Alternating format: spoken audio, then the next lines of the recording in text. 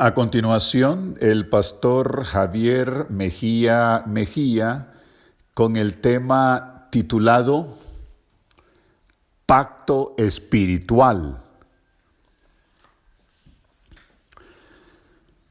En términos estrictamente bíblicos, vamos a decir que la mayor riqueza a la cual un cristiano puede aspirar es la de una estrecha relación personal con Dios. Estamos hablando de una íntima relación espiritual con el Señor. Por eso, en esta ocasión, pues vamos a animarles y a desafiarles a entrar en una relación de pacto espiritual con el Señor. Si recordamos, hace un par de días compartimos con ustedes un tema titulado Las mejores prácticas. Y en dicho tema dejamos bien claro que para establecer una profunda relación espiritual con el Señor, no hay mejores prácticas que la oración y el estudio diario de la Biblia. Y al final de aquel tema también le adelantamos que le estaríamos enviando dos pactos. Uno, para animarle a hacer un pacto de oración, y el otro para hacer un pacto de estudio diario de la Biblia, la palabra de Dios. Y eso es justo lo que haremos el día de hoy. Así que, antes de continuar, y mientras usted sigue escuchando, háganos la bondad de conseguir la mitad de una hoja de papel o cualquier pedazo de papel que tenga a su alcance, que esté limpio, y un lapicero, un lápiz, para que cuando llegue el momento en el que demos las instrucciones bien específicas, allá al final de nuestro tema de hoy, cuando llegue ese momento, entonces usted ya tenga lista su hojita de papel. La mitad de una hoja es suficiente, su lapicero, y entonces pueda proceder a dar los sencillos pasos para que quede establecido de manera escrita su pacto espiritual. Y más adelante usted entenderá por qué le pedimos que deje constancia escrita de ese pacto espiritual. Así que, por ahora, por lo pronto, tome ese pedacito de papel, esa hoja de papel, la mitad de una hoja de papel es suficiente, y en una cara de la hoja, en letras mayúsculas, a manera de un encabezado, de un título, allá en la parte de arriba del papel, escriba allí en letras mayúsculas, ponga mi pacto de oración, así centradito en la parte superior de la hoja, en letras mayúsculas. Ahí escriba mi pacto de oración, nada más, por lo pronto. Y luego dele vuelta a la hoja de papel y en la otra cara, siempre en mayúsculas y allá arriba como un encabezado, escriba mi pacto de estudio diario de la Biblia. Siempre en mayúsculas, así centradito, escriba allí mi pacto de estudio diario de la Biblia. Muy bien, así que ahora usted tiene ahí su hojita de papel y los dos encabezados. Por un lado dice, mi pacto de oración en mayúsculas, centradito, y si le da vuelta a la hoja, allá está el otro pacto, ese que dice, mi pacto de estudio diario de la Biblia. Por lo pronto, con eso, porque allá al final es que le daremos algunas instrucciones precisas. Ya usted tiene bien claro, por adelantado, ya usted está sabido que vamos a invitarle a hacer un pacto de oración mediante el cual usted se propondrá cierto tiempo que diariamente dedicará a la oración, y también le invitaremos a hacer un pacto de estudio diario de la Biblia, mediante el cual usted se propondrá un número determinado de capítulos de la palabra de Dios que estará leyendo diariamente. Pero antes de hacer esos dos pactos, permítanos profundizar un poco más acerca de por qué necesitamos nosotros los seres humanos hacer un pacto espiritual con el Señor, un pacto de dependencia espiritual en nuestra relación con Él. ¿Por qué lo necesitamos? Bueno, la propia experiencia de Jesús nos ilustra esa dependencia espiritual. Y, por ejemplo, veamos cómo lo que dice Mateo capítulo 8 y versículo 20 nos ayuda a entender esa dependencia. Vamos a leer el pasaje citado. Dice lo siguiente: las zorras tienen madrigueras. Note lo dramático de la declaración hecha por el Señor Jesús mismo. Las zorras tienen madrigueras y las aves tienen nidos, respondió Jesús. Pero el Hijo del Hombre no tiene dónde recostar la cabeza. Y ahí se concluye la cita. Ahora, note la declaración. ¿Qué es lo que está diciendo Jesús en el pasaje citado? Las zorras tienen madrigueras, las aves tienen nidos, y en contraste con esto, el Hijo del Hombre, el creador de los mundos, aquel que era uno con Dios en la eternidad, Cristo Jesús, el Hijo del Hombre, en esa condición de Hijo del Hombre, en tanto las zorras tienen madrigueras y las aves tienen nidos, el Hijo del Hombre no tiene siquiera dónde recostar la cabeza. Así es, mis amigos y mis hermanos, así escogió nacer el Señor Jesús, en condiciones de profundas, marcadas desventajas económicas. Estas desventajas económicas, estas limitaciones financieras eran tan acentuadas en la vida del Señor Jesús que en esta tierra las zorras contaban con mayores posesiones que Él, pues tenían madrigueras, y las aves tenían nidos, pero Él, el Hijo del Hombre, no tenía siquiera dónde recostar la cabeza.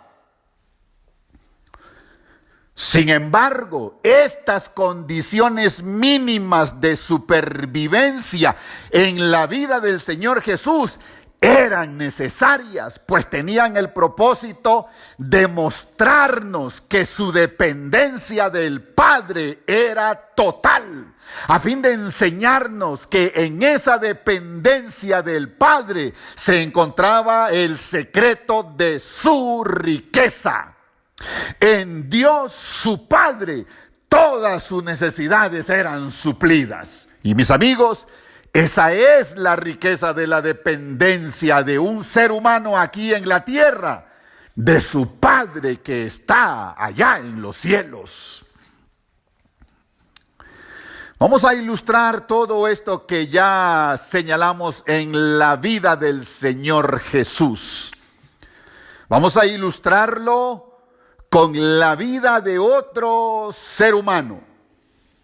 Este otro ser humano se llamó George Mueller, un pastor y predicador inglés muy conocido y famoso especialmente por la forma extraordinaria que Mueller utilizaba para ejercer su fe en Dios. Cuando usted escuche los detalles acerca de esta extraordinaria manera que Müller utilizaba para ejercer fe, probablemente alguno podría decir que es una manera radical de ejercer fe en Dios, pero al final usted va a notar que de radical no tenía nada, sino todo lo contrario.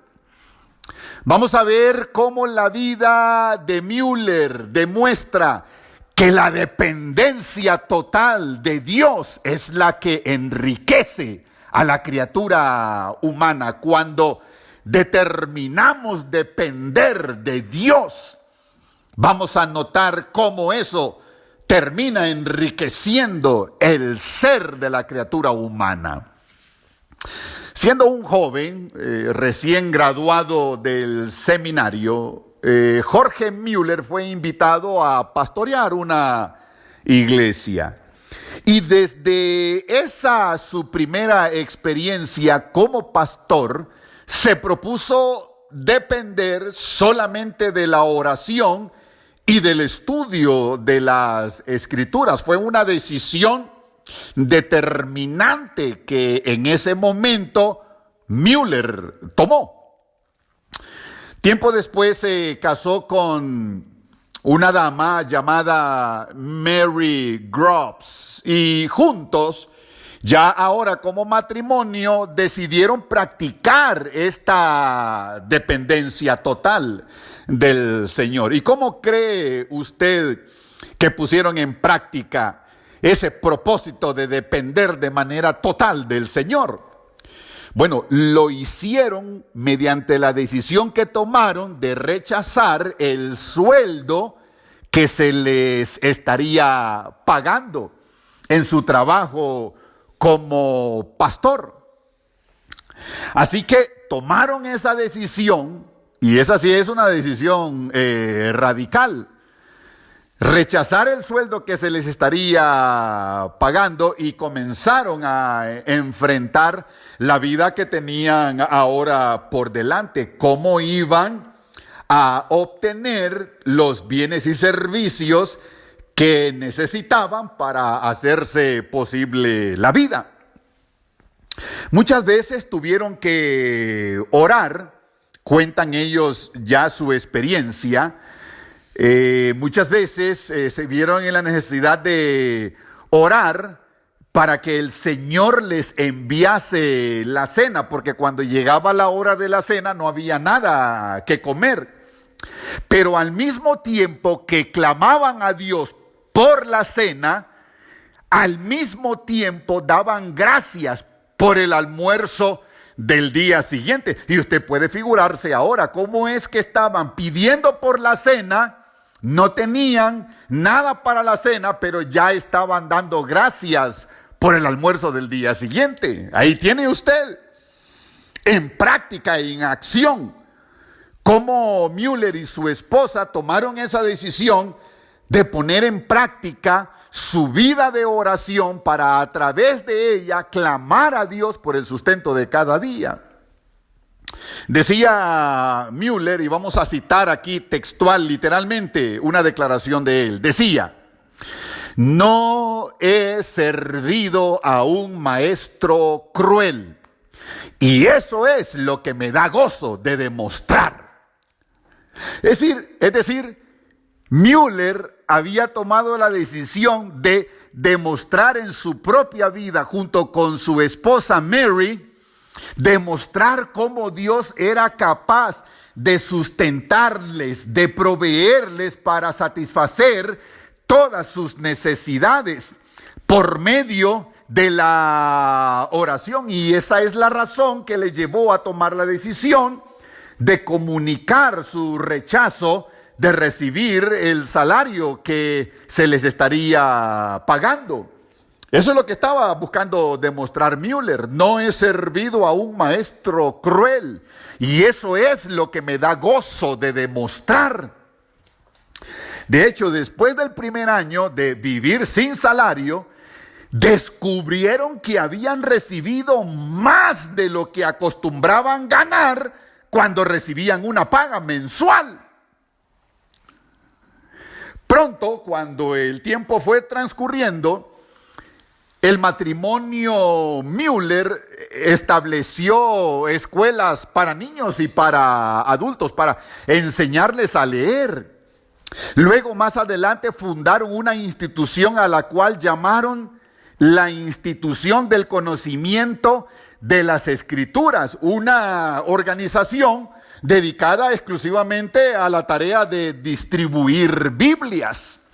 Porque no solamente oraban, no solamente estudiaban la palabra de Dios, sino que añadían este tercer ingrediente para crecer espiritualmente, que es compartir el evangelio. Y por eso establecieron esta institución llamada la Institución del Conocimiento de las Escrituras, para distribuir de manera masiva la palabra de Dios, las Biblias. Era común que la gente tocara a las puertas del matrimonio Müller buscando ayuda. Y ellos, el matrimonio Müller, siempre tenían que compartir con estas personas necesitadas. A veces, cuando las provisiones escaseaban, entonces Müller convocaba reuniones de oración, porque recuerden que ya estaba fundando orfanatorios, escuelas para cuidar niños y adultos, así que convocaba a todos los de casa, pero no lo hacía para informar sobre la situación precaria que estaban pasando, porque las provisiones se estaban agotando, sino que convocaba esas reuniones de oración para hablar de cómo el Señor les bendecía con abundancia. Con el tiempo, el matrimonio Müller se hizo cargo de ayudar a todas las viudas de la comunidad. Nunca poseyeron un terreno ni una casa, pero este matrimonio Müller llegó a donar en vida alrededor de unos $3 millones solo a la obra misionera, aparte de otras contribuciones. Ahora, pregúntese usted, ¿de dónde obtenían semejante cantidad de recursos, de fondos? De la dependencia de su Padre que está en los cielos. Recuerde que fue una especie de experimento de la fe que Jorge Müller decidió realizar, y por eso es que junto con su esposa rechazaron el salario que se les pagaba para poner en ejercicio esa fe, ese experimento, y que a través de ese experimento se terminara demostrando que Dios era pródigo en satisfacer no solamente sus necesidades, sino las necesidades de todos esos niños y esos adultos que comenzaron a depender de este ministerio que ellos ejercían en favor de estos desposeídos. ¿Y cuál era el fundamento para todas estas obras? Siempre fue el mismo, el que estamos comentando: depender del Señor en las finanzas y no contraer deudas. Así fue como a los 30 años de edad, cuando Müller cumplió sus 30 años de edad, fundó el primer asilo para huérfanos, y años después ya operaba varios centros que cuidaban más de 2,000 huérfanos. Mis amigos, mis hermanos, Jorge Müller vivió 92 años, la mayoría de ellos financiados por la oración. Y hoy, en medio de esta crisis de salud que estamos viviendo, agraviada por esa consecuente crisis financiera, debemos aprender a poner en práctica ese raro concepto aprendido por Müller: financiar nuestra vida mediante la oración y todas las circunstancias y situaciones de la vida supeditadas a la dependencia de Dios mediante la oración y el estudio diario de su palabra. Müller lo aprendió de Jesús, el ejemplo perfecto de dependencia del Padre, con el cual nos introducimos a esta experiencia.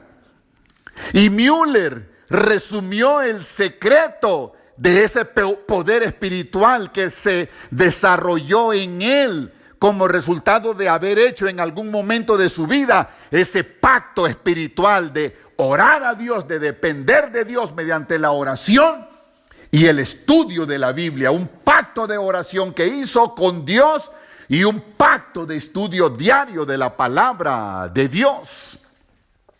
Hay una declaración que él hizo para resumir el secreto de su poder espiritual y dice lo siguiente, literalmente la vamos a leer. Dice: hubo un día que Jorge Müller murió a sus gustos, a sus opiniones, a sus preferencias y a su propia voluntad. Ahí está el secreto de ese poder espiritual, esa decisión que tomó en algún momento de su vida de depender por completo de Dios. Lo aprendió de su maestro, el Señor Jesús, el mismo que quiere enseñarnos este principio de la dependencia física de Él y sobre todo de la dependencia espiritual de nuestro Padre que está en los cielos. ¿Quiere saber, quiere escuchar cómo encontraron a Müller cuando murió a la edad de 92 años? ¿Sabe cómo lo encontraron? Ya muerto, ya había descansado. Lo encontraron hincado el 10 de marzo de 1898. Así lo encontraron, de rodillas ante su Padre Celestial. ¡Qué ejemplo más extraordinario! Siempre orando, siempre escudriñando las Escrituras. Mis amigos, mis hermanos, eso es depender de Dios en toda circunstancia. Esas son las riquezas de la dependencia espiritual que podemos desarrollar mediante la oración y el estudio diario de las Escrituras. Esa dependencia del Señor, porque eso es lo que nos sostiene en toda crisis, de las muchas que tenemos que enfrentar en este mundo de pecado, hasta que el Señor Jesús venga y nos libere de este mundo de maldición a causa del pecado. Esa es la razón, mis hermanos y amigos, por la cual le estamos invitando hoy a entrar en una relación de pacto espiritual con el Señor, mediante la cual usted hace un pacto de cuánto tiempo diario estará dedicando a la oración y cuántos capítulos diarios de la Biblia estará leyendo. Recuerde que Dios es un Dios de pactos, el Dios del pacto, así lo llamamos. Así nos referimos al Señor cuando queremos resaltar su deseo de entrar en una relación de compromiso con su pueblo. Porque Él es el Dios del pacto, es el Dios que ofrece, que invita, que se compromete. Es el Dios generoso, fiel, misericordioso. Es el Dios que nunca falla, que promete abundancia, que nunca cambia. Es el Dios cuyas promesas no excluyen a ningún hombre, son inclusivas, son para todos. Es el Dios cuya fidelidad es de generación en generación. Su palabra empeñada permanece. Es el Dios que pide obediencia, que hace prosperar, que recompensa. Así es el Dios del pacto. Recordemos lo que el apóstol Pablo escribió ahí en Hebreos capítulo 8, versículo 8. Pero vienen días, dice el Señor, en que haré un nuevo pacto con la casa de Israel. Así lo anuncia el Dios del pacto, ahí en Hebreos 8:8. No perdamos de vista que el pacto esencialmente es un pacto de salvación. Así que Dios nos hace sobreabundar con las bendiciones provistas allá en el pacto antiguo, en el Nuevo Testamento, y luego renueva esas bendiciones y las ratifica en la persona de Cristo sobre la base de mejores promesas aquí en el nuevo pacto. Así que comprendiendo todas las bendiciones que Dios provee para quienes entran en una relación de pacto con Él, y entendiendo que tales beneficios son provistos no solamente para esta vida en esta tierra, sino que también incluyen una provisión para la eternidad, entonces es que se entiende ¿Por qué a lo largo de la historia los hombres se sintieron impulsados a levantar altares, a levantar estelas y monumentos, como lo hizo Jacob, por ejemplo, Abraham, Isaac, para celebrar, recordar y adorar al Dios del pacto, a ese Dios que hace pacto con nosotros y que se mantiene fiel absolutamente a su parte del pacto?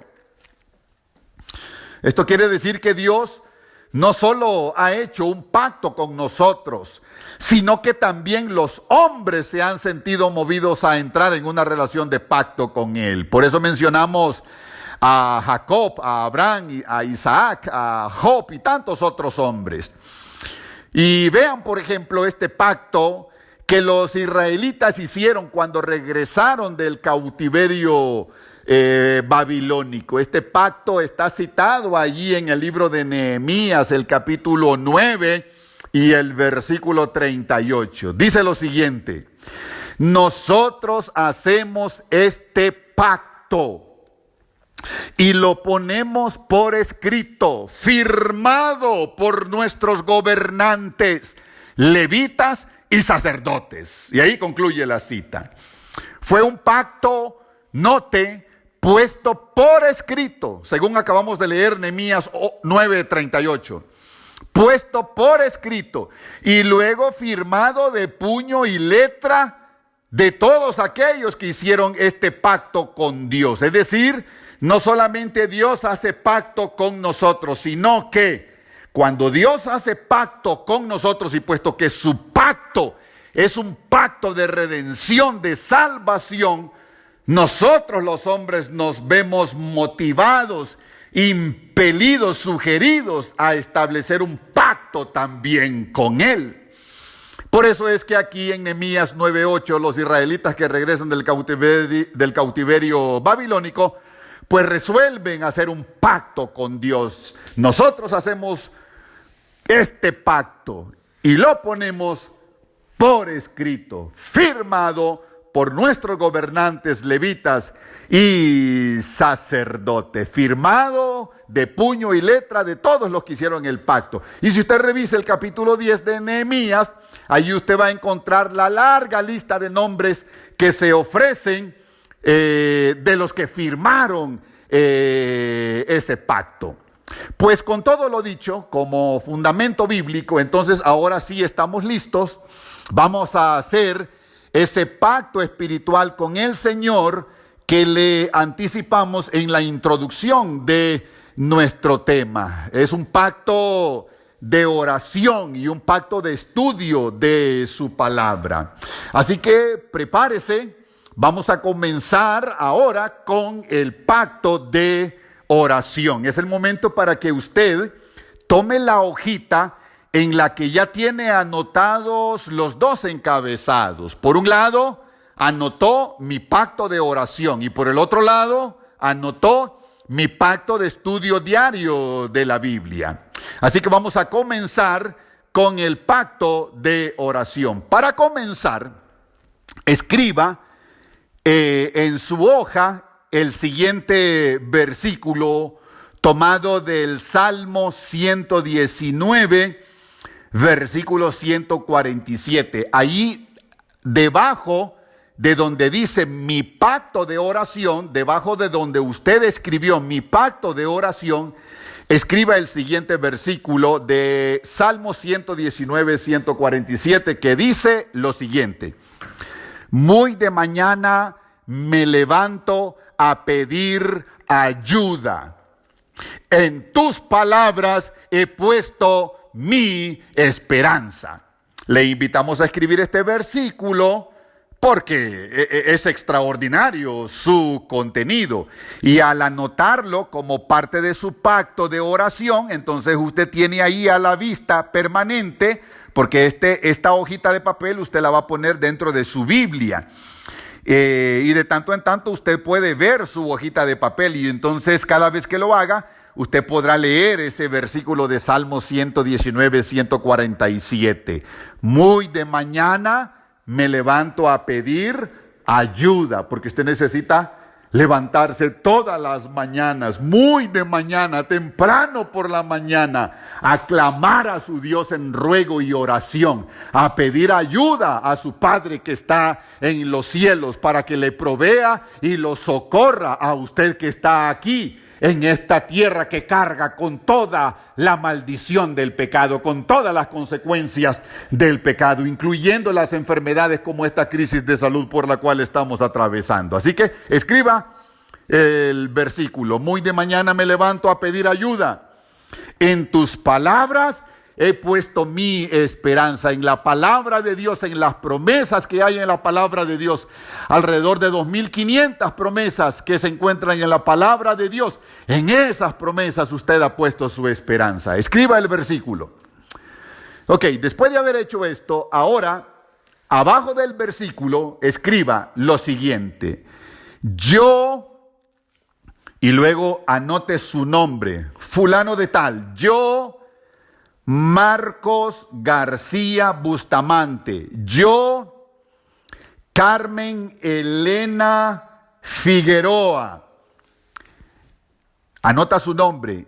Yo, Carmen Elena Figueroa, este día, y anota luego la fecha,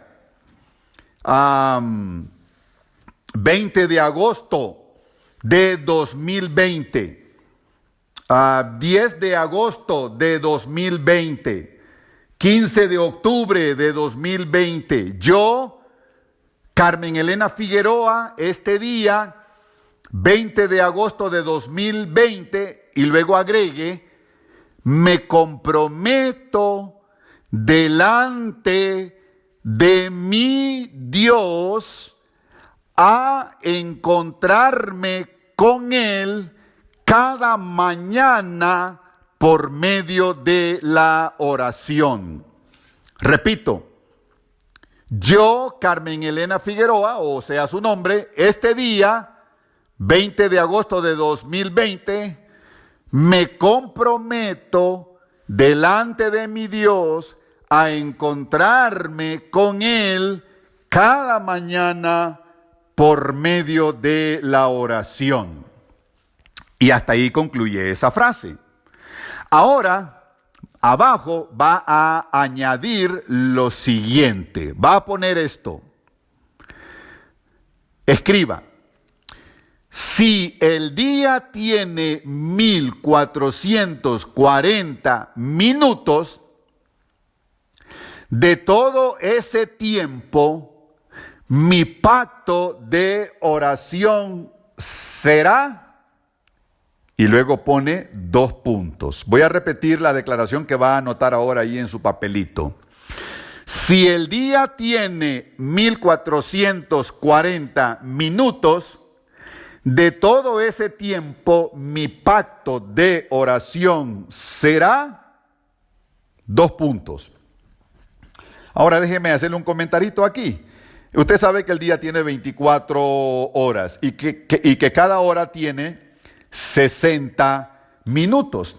Entonces, ¿de dónde sacamos 1440 minutos? De multiplicar 24 horas que tiene el día por 60 minutos que tiene cada hora. El resultado de esa multiplicación, 24 por 60, es 1440 minutos. Ese es el total de minutos que vivimos en un día. Por eso le pedimos que anote ahí esa frasecita. Si el día tiene 1440 minutos, de todo ese tiempo, mi pacto de oración será 2 puntos. Ok, entonces ahora, después de haberle dado esta explicación, usted va a anotar 3 opciones. 3 opciones. ¿Cuánto tiempo va a dedicar a la oración? Opción A: el 1% diario, que equivale a 15 minutos. Es un poquito menos, es 14.4 si no mal recuerdo, pero lo vamos a redondear para evitar decir 14 minutos con 4 segundos, entonces redondeamos a 15 minutos. Ese 15 minutos es el 1% de 1440 minutos que tiene el día. Entonces, esa es su primera opción. Usted puede decir, bueno, yo voy a dedicar para orar diariamente el 1% de los 1440 minutos que tiene el día. El 1% de esa cantidad lo voy a dedicar a la oración. Y el 1% son 15 minutos. Así que esa es su primera opción, el 1% diario. Y ponga ahí, entre paréntesis, 15 minutos, porque 15 minutos equivale al 1% de 1440 minutos. Espero no enredarlo, espero ser bien claro. Esa es la primera opción, la opción A, el 1% diario, entre paréntesis, 15 minutos. Ahora vamos a la opción B, anótela ahí, B, punto, opción B, el 2% diario, que equivale a 30 minutos. Esa es la segunda opción. Usted dice, por ejemplo, no, voy a dedicar más tiempo a la oración. Voy a orar 10 minutos en la mañana, voy a orar 10 minutos al mediodía, voy a orar 10 minutos por la tarde. Ahí totalizo los 30 minutos. O usted decide, de una sola vez me voy a levantar muy temprano por la mañana y voy a dedicarme a permanecer delante de la presencia del Señor, clamando a Él 30 minutos. Muy de mañana me levanto a pedir ayuda. 30 minutos. Ahí tiene la opción B. Ahora vamos a la opción C.